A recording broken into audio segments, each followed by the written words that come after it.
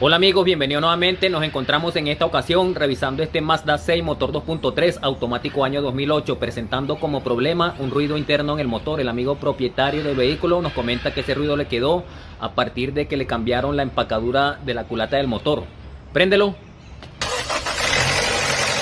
están escuchando. Apágalo.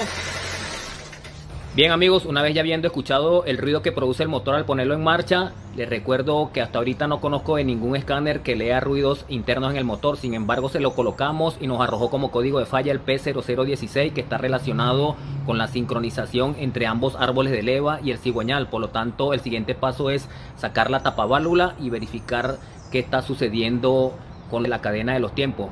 Les recuerdo, este modelo no lleva ni puntos ni mucho menos guías en los árboles de leva. Entonces, si todo está bien por ahí, no nos toca de otra que sacar la culata del motor y verificar bien la empacadura para ver qué pasó. Ok amigos, como pueden ver por acá ya sacamos la tapaválvula del motor 2.3 del Mazda año 2008.